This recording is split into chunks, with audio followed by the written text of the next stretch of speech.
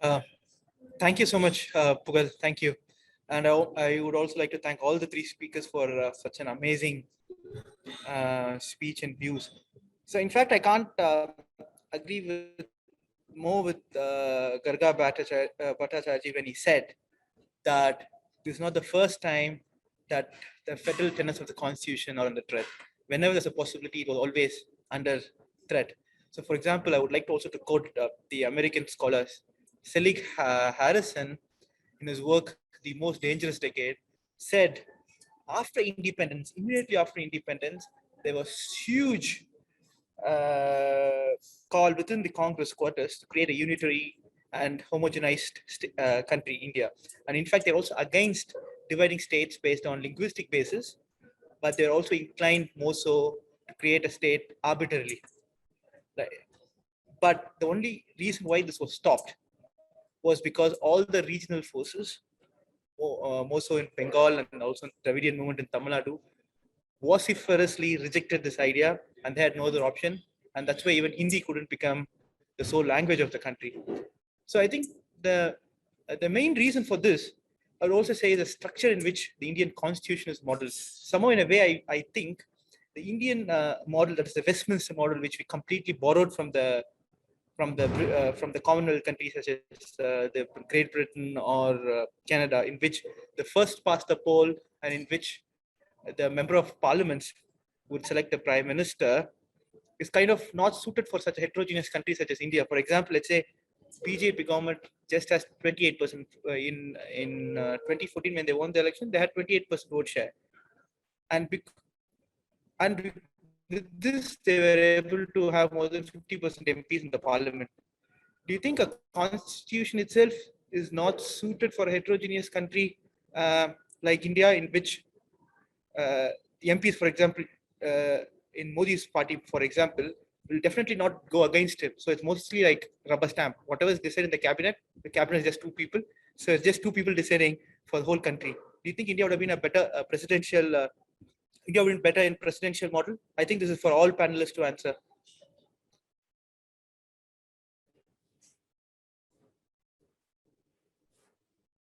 Yeah, please. You can unmute. So I completely disagree.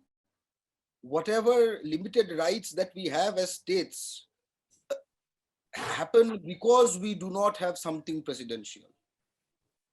First of all, think of a party like VCK, or think of. Can I just interrupt? When I also meant presidential, I also meant presidential representative democracy. Yeah, thank you. I understand. So, in the Westminster model, your MPs have a possibility of being decided on issues that have to do with your states and what is your vision of getting from the union. Okay. But if you look at, let's say, where presidential things exist, typically, these are nation states. The Indian Union is a multinational republic. So first of all, that problem is there. Okay. Secondly, think of a party like VCK or PMK. If it were a proportional representation and not first past the post or something like that, let's say the other form, these very prominent voices in Tamil Nadu will have no space at all. If you went into PR, it all that with your unit of which is your unit of representation. Is it the state, or is it what is etched into your mind, Kashmir to Kanyakumari, Gujarat to Nagaland? That's the question, right? And that's why, and because we are discussing federalism, and the aspect which is under is that itself. Kashmir to Kanyakumari and Nagaland to Gujarat, India's forces can well take care of itself, its internal unity, external security, etc. What matters is whether our representation, our say in this whole scheme of things remain. You must remember they're talking about concurrent elections, which means they are also wanting to encroach into the state government election. They want basically every election, if possible, even the municipal election, to be a referendum on Pakistan, to be a referendum on Hindi, Hindu, Hindustan. They want, and that's the basic idea. That's the basic idea. In fact, I will not be averse to the idea where one does away with the Lok Sabha and has a Rajya Sabha to decide the Prime Minister. No problem. If they could have formed the constitution which has produced the Prime Minister, I'm sure they can produce the Prime Minister also. See, my position is also this, because I looked at the proportional representation in countries like Sri Lanka. And Sri Lanka, when its constitution was changed into proportional representation, it became extremely centralizing and it became fully unitary. Therefore, at some level, if you're looking at the example of the countries where the PR system has been practiced, instead of having a plural idea, or instead of having multiple voices, what we are seeing is a much bigger homogenization.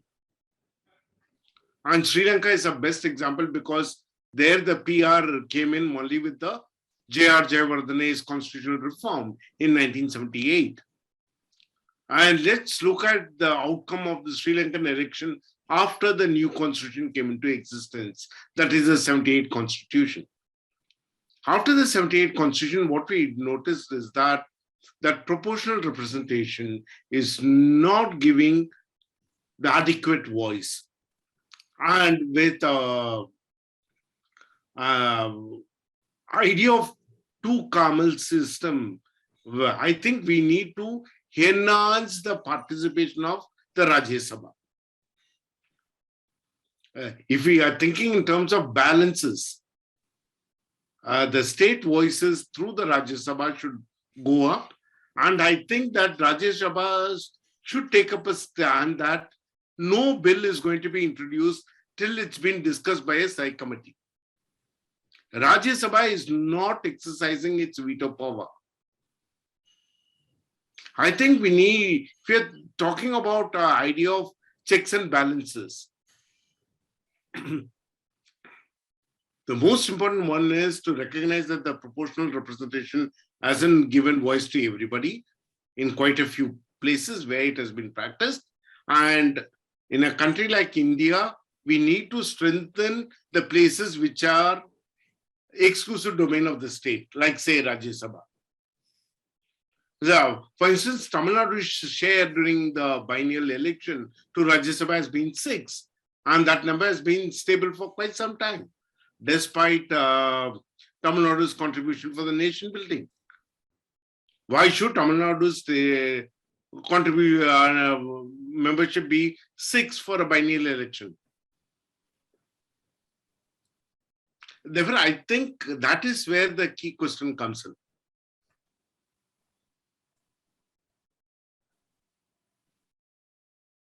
Yes, yes, I completely agree with you, sir. But even if you look at the history, Indian constitution has been actually very federal only when there's a coalition government.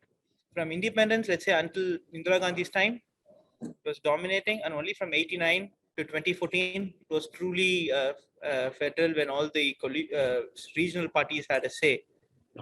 So what do you think would be an ideal, would have been the ideal model for India, if at all, if there's been an ideal model? Powerful states and powerful chief ministers. Chief ministers not conceding too much of space to some joint secretaries sitting in Delhi. See, people talk about the roles of the state. And when you're talking about the role of the state addresses 3 crucial issues. State provides primary education, state provides primary health, and state provides a primary infrastructure. And these 3 things are the markers of any progress.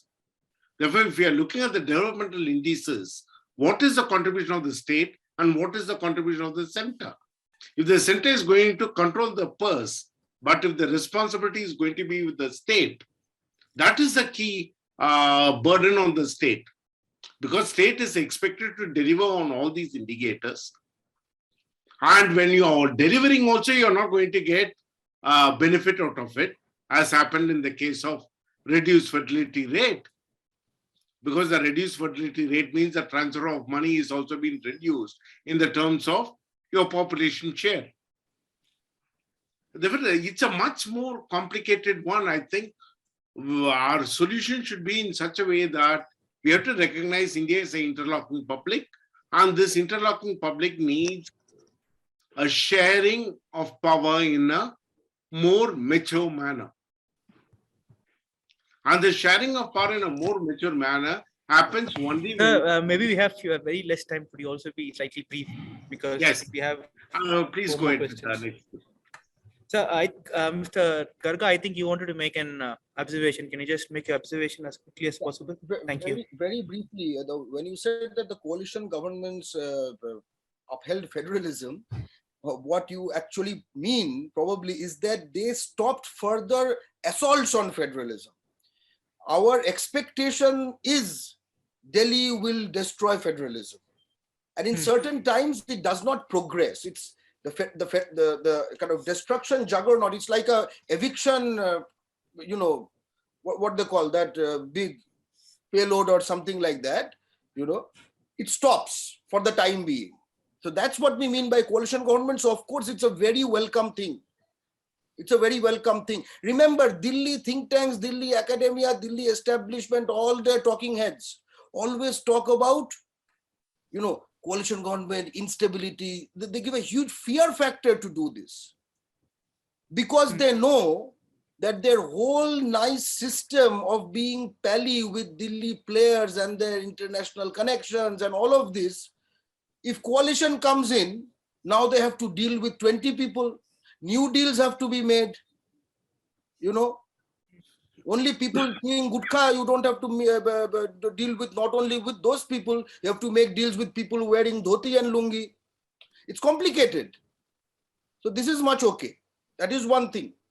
And secondly, when you said, whether we, let's always remember, what is the way forward? The way forward is to control the purview of union election led things. For example, if greater TFR, fertility rates, and remember the principle of democracy, that the value of a person's vote should be the same for all Indian citizens, then UP and Bihar have a point. We must admit this, okay?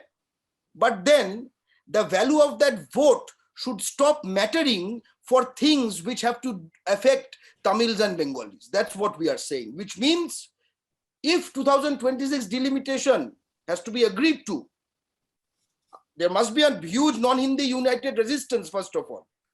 But if it has to be agreed to, the quid pro quo has to be, okay, you redistribute seats, but what those redistributed seats or the new Lok Sabha controls has to get much less.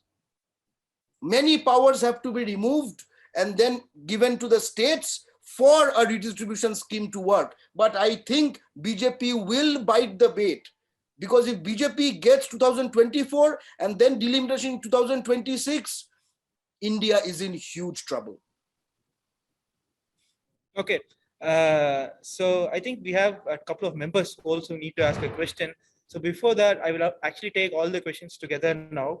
So I would also have, there's one more question from a member who sent me via WhatsApp. So his question is to the Honorable MP Jawahar Sircar. So his question is, sir, there have been articles which have been written which says that Modi government in the recent past has been using the chief secretaries of the states and using those chief secretaries to directly connect with the collectors and existing chief minister of the state in case they're weak. For example, this happened in Tamil Nadu, they say. I can't say it for surety, but there is an assumption under Mr. Edappadi Palaniswamy's regime during the Thoothukudi shooting. In fact, the Home Ministry was directly in touch with the Chief Secretary Girija Vaidyanathan, apparently, and then through the Chief Secretary, the collector of Thoothukudi district was connected, and through that, there was some interference during the Sterlite protest. So this question is, under Modi government, do you think Indian Administrative Service, which actually sends, let's say, the administrators to each state, is in a way violating the federal structure? Should the states have their own way to select their own administrative officers, and maybe the Indian administrative officers should be constrained to only to, let's say, to the central government? So I will collect all the questions together. There's a gentleman called Ramachandran. So can you go ahead with your question, Ramachandran? Can I hear me? Yeah, please, yes. Also keep your question as brief as possible. Sorry. Yeah, sure. got Then, slightly late. yeah, right. So, how come cooperative federalism will thrive? After the current government, who came to power in 2014, is again the vested interest of states like one nation, one policy, one food, one taxation structure. But in reality, each state have its own culture, food, dress code, and many things unique in nature. So I just want to take only one thing: tax structure. Southern states usually collect higher amount of tax, but in return they receive 1/4 or 1/5 of the amount of states like UP and Bihar receives 1.7 times or 1.4 times of what they are collected and given it to the states. And the other thing is, what happened to Sarkaria Commission report? So if cooperative federation is not the right option, what are our ways? We cannot keep on behave like a slaves to the central government, like our one of our guests told. Adani Ambani is actually ruling the country, not the BJP or RSS. That's my question. Tax, education, and Sarkaria Commission. Thank you. Thank you, Ramachandran. So, Mr. Mukesh, can you also go ahead and ask your question? And before that, Ramachandran, who was your question directed to? Was it open to the panel, or was it directed at someone? Open to the panel. Open to the panel. Okay. Hello. Mukesh, Hello, you can Mr. go ahead with your question, and you can also tell me if it's yes. Yeah, are you And able to also hear say me? if it's directed to anyone or if it's open to the panel. Yeah, Yes, I can hear I'm you very well. directing the question. So- I'm directing the question to my Dada. I'm a very good fan of him, Garga Chatterjee. I like his views and everything. My concern is on the self-determination, which is the cardinal principle of international law. Our PM sent recently that we are the mother of democracy. I don't know what he meant about that. I would like to know if I would like to also use an analogy on this. If our marriage fails or if our love fails, we have an option to break up or divorce. If we don't like a job, maybe we can resign. Or if our employer doesn't like us, maybe he can terminate us. But what do we have an option when these things, this union law doesn't work out? What options we have in this cooperative federalism? I as a citizen, I'm not a political analyst, or I'm not a educationist, or I have not done research on all these things. But I have personally felt that this is not working out. What do I have? What right do I have for self-determination? You decide. You, the central government or the union government, decide on a coconut oil. Where do my state get the coconut oil taxes? And you take all the taxes and you shove it out to some Bimaru state. And what do my people, what do my generation get on that? Please help me on this. I'm not in any other I'm not asking for any other thing. I'm just asking on the constitution aspect. If you don't have a cooperative federalism, Article 1, what does it say? It says Bharat is a union. Where does this word federalism comes? And why are we fooling ourselves, each other on this federalism? There is nothing on this. I'm disgusted on this and disappointed on this. You may consider me as any way, but actually I feel for my generations. Please help me on this, Garga Chatterjee. Thank you.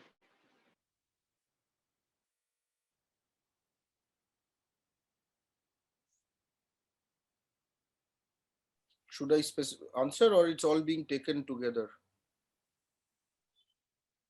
Hello? Yes, sir. You please go ahead. Okay. So I think the self-determination question is something which is really a fundamental right of any human being. The question is, we want to build an Indian Union which can take these aspects into account. Let me give you an example of sovereign states, right? The European Union is formed of sovereign states. Although they are formed of sovereign states, look at certain aspects that they have ceded to a supranational platform.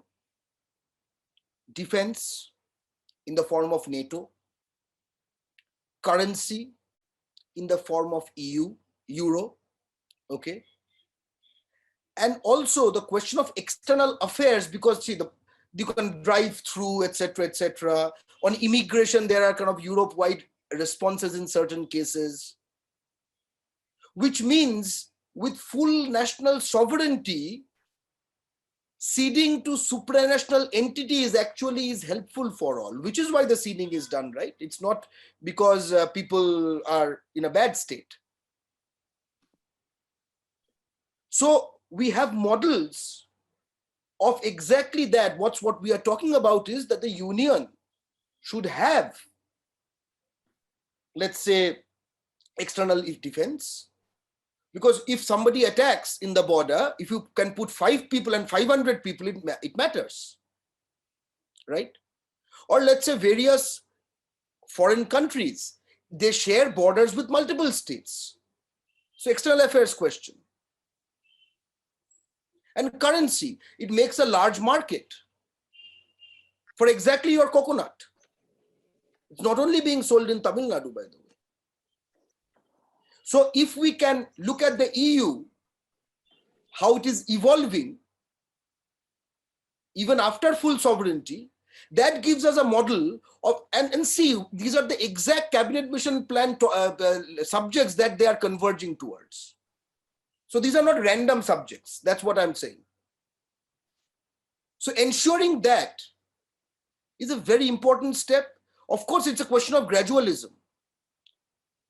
But as I said, the Indian Union has to be an indivisible union of indivisible states. That's the basic premise. And also when we talk about unity in diversity, we should prefix it with the precondition of equality and dignity.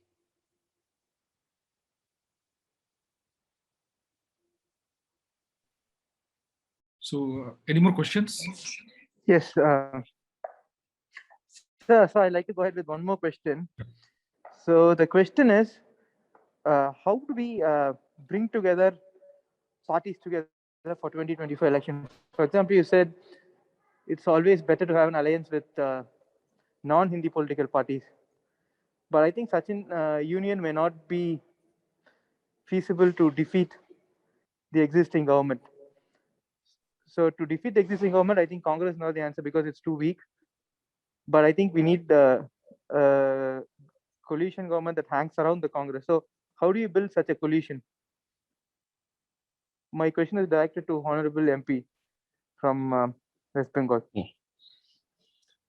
You see, we have already worked out the first draft of a coalition front. The last parliament session was an exercise in united action.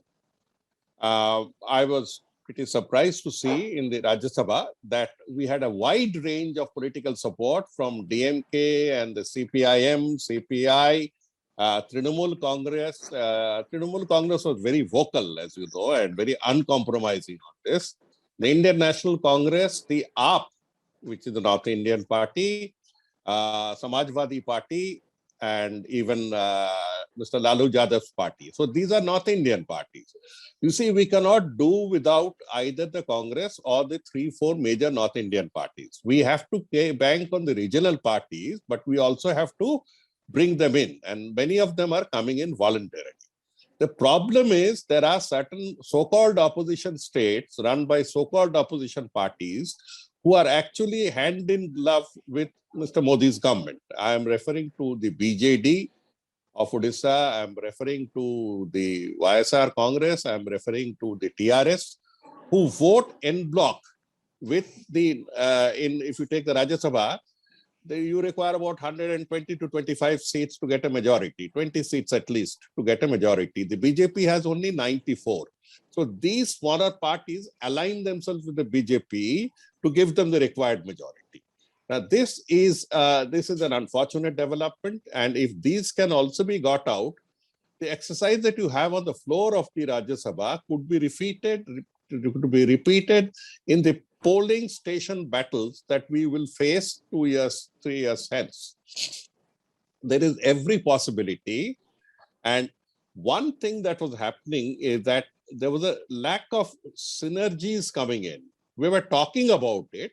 So the last elections in which Tamil Nadu threw out the BJP decisively, Kerala got the CPM once again, which is most unusual, and Bengal threw out in a very dramatic manner. 48% of the popular vote was given to one party, and the CPIM, the Left Front, and the Congress were wiped off, 0 seats. That shows the determination of the electorate. The electorate was determined to take on a hard party. The Trinamool Congress is pretty hard in its agitation. The people of Bengal, even the softer elements, prefer to have a hard party, because without having a hard and an active party, you cannot stop the encroachments of the juggernaut of the BJP, the road roller of the BJP. So this is a distinct possibility. There was another question that came in for me, and that was whether the direct connection with Mr. Modi and the chief secretary and some collector, whether it's an interference. Now, you see, it is an interference, and you need to know certain protocols. If you don't believe in these protocols, it is your state of upbringing, your own cultural ethos. This is violative of the cultural ethos, but don't worry. These things have happened in the past. Mr. Rajiv Gandhi also addressed the district magistrates directly. These things come and go. The officers of the states and the center can take care of it. They are, in fact, the central officers are under tremendous psychological pressures. There are lots of vacancies in the IAS posts in Delhi because nobody wants to go. Nobody wants to work under a draconian government where you can't even make a phone call or can't even make any decent conversation without being watched. This is the most draconian regime that we have had since our independence. So that part is there. The IAS is under tremendous strain, but it has gone through other strains in the past also. So it will be managing to go through. Thank you. Sir, thank you. Thank you so much. I think with this, I think we can wind up. Dharani, Professor Garga Chatterjee, We are point. behind schedule. Dharani, just hold on. Oh, sorry. Very briefly adding to the question, because there was also a suggestion on the IAS question. See, at the end of the day, I would like to have faith in Johor Sarkar's faith that it's a question of upbringing. But if the upbringing is bad, should we suffer for it? That's the question, right? So the one thing is, I would like to bring into question, not bring into question, bring into notice 2 data points. 2019, in the Union Public Service IAS, the IAS final selection thing, 803 people were selected. Of that, 480 odd, now note the numbers, 802, of that 480 odd are Hindi medium students. Okay. In top of that, there are Hindi belt English medium students, which means non-Hindi people at a mass rate are being squeezed out of the Indian administrative service as it becomes younger and younger, the most recent cadres. It's a process. It's a process that has happened in every PSU. It's not only the IAS. Go to every PSU, you will see this process, right? So I have a little less faith on the self-correction mechanism of an institution, because the very nature of the demography of that institution is ensuring an ideologized pliant cadre taking hold year after year and increasingly becoming a greater proportion of the cadre. So I would like to just put that word of no, caution one on second, that question. 1 second, only 1 second. You see, Garga, the fact that they are from the Hindi belt or that they speak Hindi does not make them necessarily in one monolithic vote. There are very, very liberal people. There are very conscientious people in the Hindi belt and non-Hindi belt also. You're right to point out that there's an increasing amount of people more from the rural areas. So in a way, we have to make space for people to come in from regional languages. The elitism of the IAS, of the English medium schools on the IAS must be broken. Must be broken. So that has to be. So the fact that they are from the. I completely agree that somebody's birthplace or language does not mark them out. Surely. But it's first of all, it's a question of representation also. It's a stakeholdership. It's a union. But secondly, I think also the question of domicile. Whenever the state cadre question might as well be looked at as a domicile question in the first place. Not choosing a state, but a state cadre has to have pre-existing domicile in the state, because when the British were instituting it, the idea was that there should be a distance between the ruler and the ruled. I'm sure in free India that should not be the philosophy. No, but there are rules on that. I mean, you can't take too many from the state. But anyway, your point is well taken. There is a preponderance of people coming from one place. But the hope is that, everybody who comes in doesn't come in with a prefix mentality. He may have grown in a society, but that does not prefix his mentality. There's a huge change that happens once he gets in because of compulsions. Anyway, thank you. Thank you very much. Thank all of you. All of you. So I think we are close to the end of the session because Dharan is left out due to some internet connectivity. He has joined from Vienna. I would like to thank all the panelists for such an insightful speech. So Jawahar Sircar, Honorable Member of Parliament, Professor Garga Chatterjee, and Thiru A.S. Pannirselvan. With an assertive government in the center, certainly this cooperative federalism is not going to work for any benefit of this country. I also agree with the panelists that for the 2024 elections, the non-Hindi speaking political parties should unite together to take on the Hindi speaking. With this, I thank everyone and thanks a lot for joining us. Thank you.